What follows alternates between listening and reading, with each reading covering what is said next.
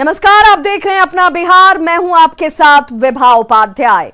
CM Nitish Kumar और speaker के बीच सोमवार को सदन में जो कुछ हुआ उसका असर आज भी बिहार विधानसभा में देखने को मिला। विधानसभा अध्यक्ष विजय सिन्हा आसन पर नहीं आए। सत्ता पक्ष और विपक्ष में तीखी बहस हुई। हो हंगामे से दूर सीएम नीतीश ने प्रदेश के अमन चैन के लिए चादरपोशी की। महोदय, दीपिका के माध्यम क्या चलिएगा? आप तीसरा हाउस चला रहे, आज तक कभी नहीं हुआ जो इस तरह की बात होती है। बिहार विधानसभा के भीतर विपक्ष का हंगामा। 1,50,000 परिवार को जोड़ा गया। महोदय, विधानसभा के बाहर बाहों पर काली पट्टी बांधकर विरोध प्रदर्शन।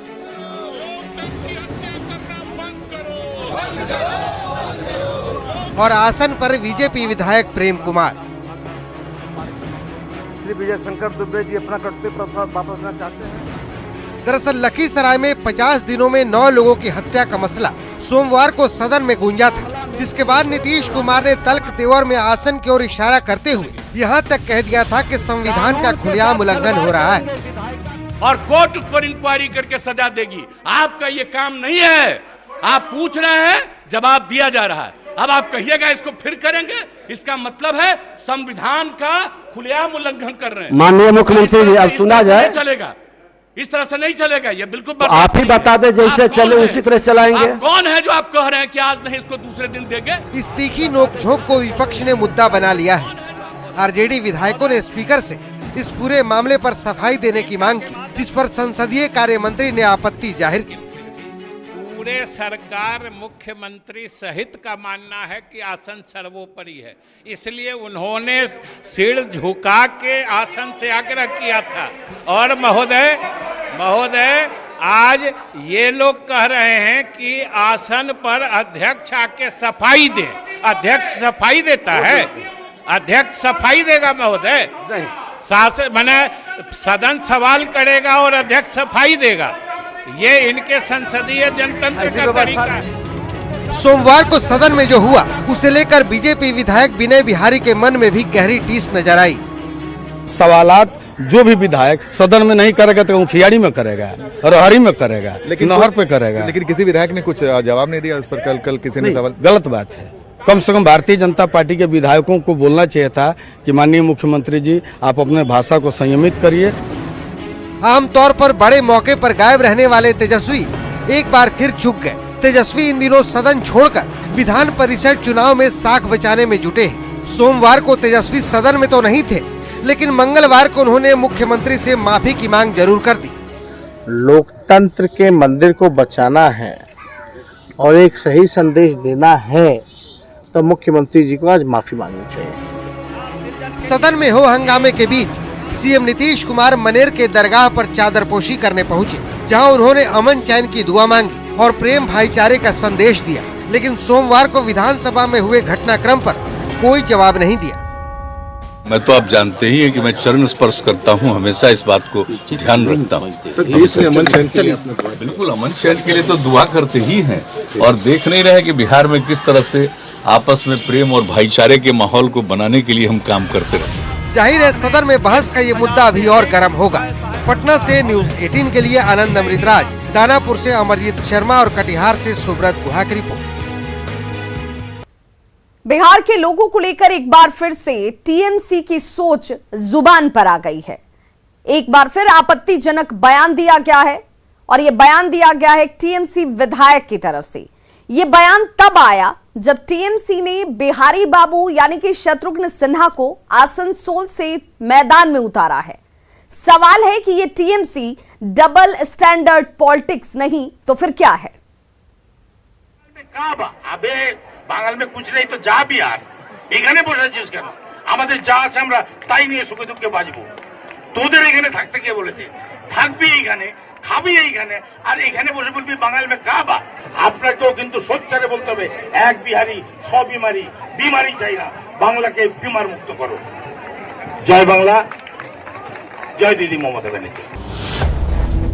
बिहारियों को बीमारी बताने वाले तृणमूल कांग्रेस विधायक मनोरंजन व्यापारी का वीडियो सोशल मीडिया पर वायरल है, जिसे बंगाल विधानसभा के नेता प्रतिपक्ष शुभेंदु अधिकारी ने शेयर किया है और आसनसोल लोकसभा सीट से टीएमसी के उम्मीदवार बिहारी बाबू यानी शत्रुघ्न सिन्हा से सवाल किया है।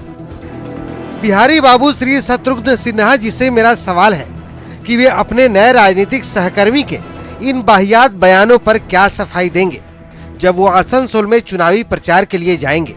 टीएमसी विधायक का वीडियो सामने आने के बाद बिहार के तकरीबन सभी दलों के नेताओं ने घोर आपत्ति जाहिर की है कि बिहार के लोग गरीब हो सकते हैं, लेकिन परिश्रमी हैं, मेहनती हैं।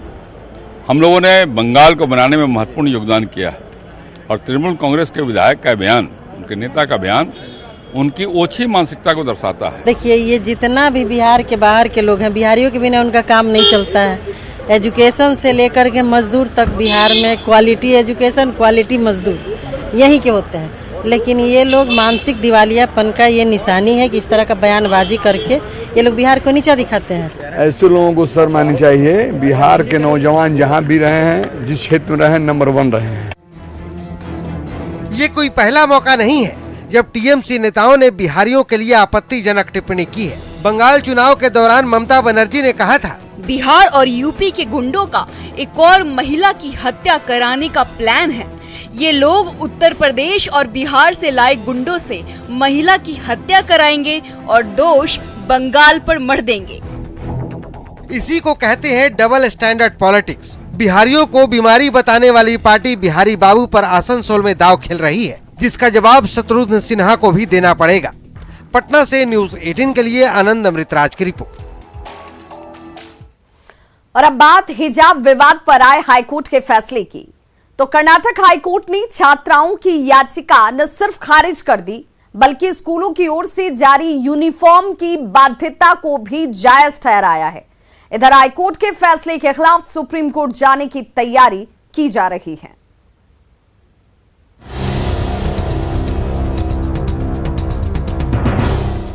शिक्षण संस्थानों में हिजाब नहीं,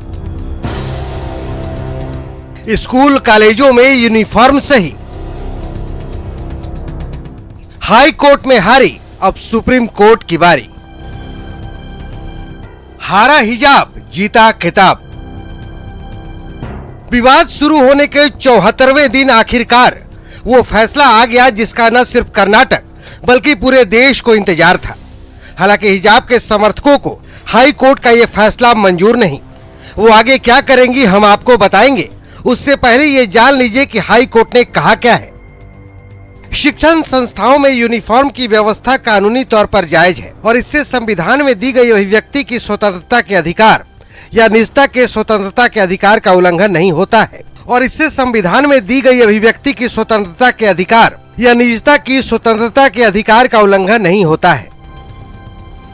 कर्नाटक हाई कोर्ट के chief justice Rituraj Awasthi, justice Krishna एक दीक्षित और जस्टिस खाजी जय बुनिसा मोहिउद्दीन की 3 मेंबर वाली बेंच ने अपने फैसले में मुख्य तौर पर 3 बड़ी बातें कही। पहली ये कि हिजाब इस्लाम का अनिवार्य हिस्सा नहीं है। दूसरी ये कि स्टूडेंट स्कूल या कॉलेज की तयशुदा यूनिफॉर्म पहनने से इनकार नहीं कर सकते और तीसरी ये कि हिजाब के समर्थन में दायर की गई सभी 8 याचिकाएं खारिज कर दी। We do not welcome this decision, the verdict, and we still have a lot of ways to go, the legal ways to go.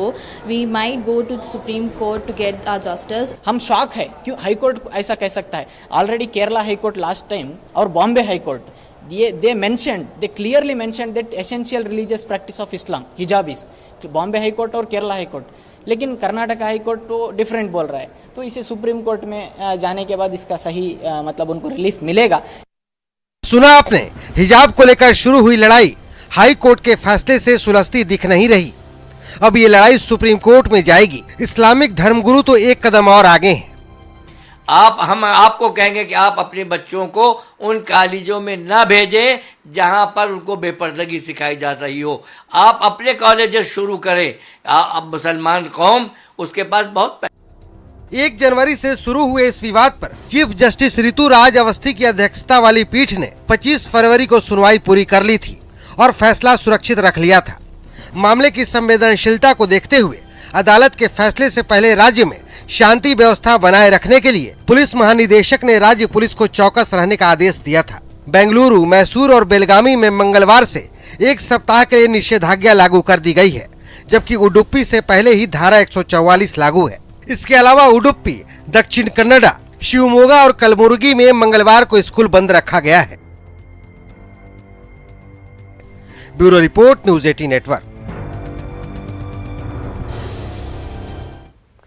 Delhi में बीजेपी संसदीय दल की बैठक में पीएम मोदी ने फिल्म द कश्मीर फाइल्स की जमकर तारीफ की। उन्होंने कहा कि कश्मीर के बारे में जो सच छिपाया गया था वो फिल्म के जरिए सामने आ चुका है। उन्होंने सभी से सच का साथ देने की अपील की।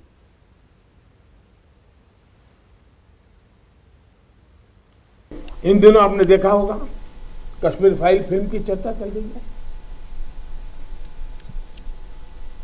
और जो लोग हमेशा फ्रीडम ऑफ एक्सप्रेशन के झंडे लेकर के घूमते हैं वो पूरी जमात बौखला गई है पिछले 5-6 दिन से।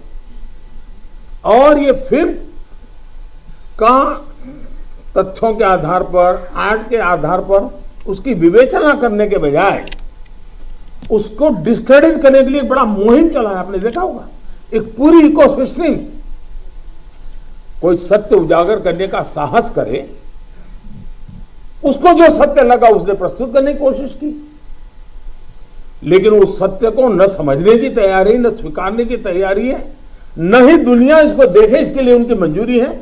जिस प्रकार का षड्यंत्र पिछले 5-6 दिन से चल रहा है।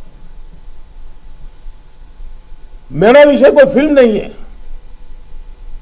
मेरा विषय है कि जो सत्य है उसको सही स्वरूप में देश के सामने लाना देश की भलाई के लिए होता है।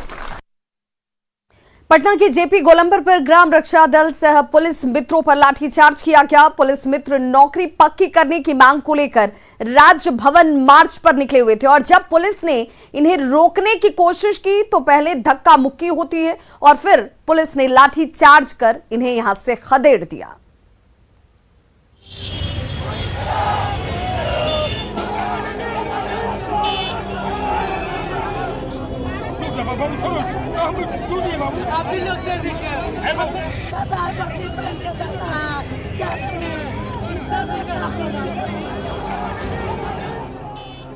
पटना पुलिस की बेरहम लाठी एक बार फिर निहत्थों और मजबूरों पर बरसने लगी। किसी की पीठ पर वार करती रही तो किसी के सिर को लहूलुहान कर दिया। कोई मार खाकर वहीं गिर पड़ा तो कोई पटना पुलिस के डंडों से जूझता रहा।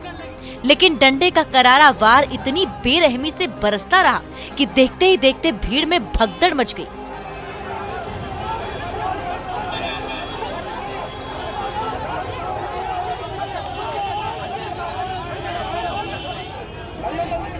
हर कोई पुलिस के डंडों से बचने के लिए जान बचाकर भागने लगा। फिर भी पटना पुलिस की निर्दयी लाठी बेकसूरों पर कहर ढाती रही।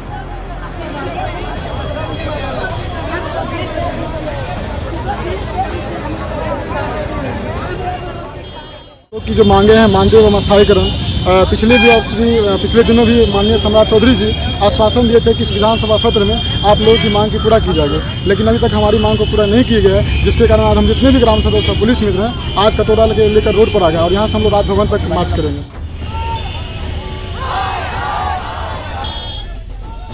ये नजारा है पटना के व्यस्ततम जेपी गोलंबर का, जहां से स्थायी नौकरी और वेतन की मांग को लेकर बिहार के गांव-गांव से जुटे ग्राम रक्षा दल के सदस्यों की रैली गुजर रही थी। रास्ते में पटना पुलिस ने बैरिकेडिंग लगा दी थी, लेकिन जब ग्राम रक्षा दल के आंदोलनकारी उस बैरिकेडिंग को तहस नहस करके आगे बढ़ने लगे तो पटना पुलिस के जवान लाठी और डंडे लेकर टूट पड़े।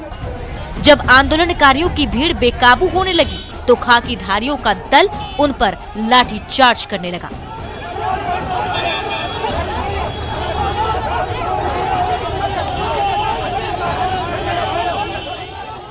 हमारी मांगे जो आज हम लोग कोटोरा लेके जो खड़े हैं, आज हम लोग घर का ना घाट का। सरकार एक तरफ ये कहता है कि हम बेरोजगारों को बेरोजगारी भत्ता देते हैं, परंतु आज हमारे पूरे बिहार के जितने भी ग्राम सदस्य पुलिस मित्र हैं आज वर्दी पहनकर आज रोड पर भीख मांगने पर मजबूर हैं।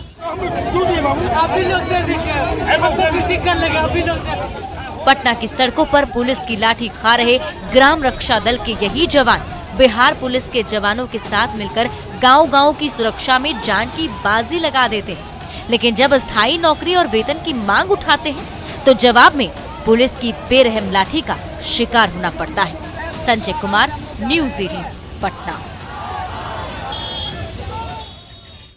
खबरों का सिलसिला लगातार जारी है, आप देखते रहिए न्यूज़ 18 बिहार झारखंड।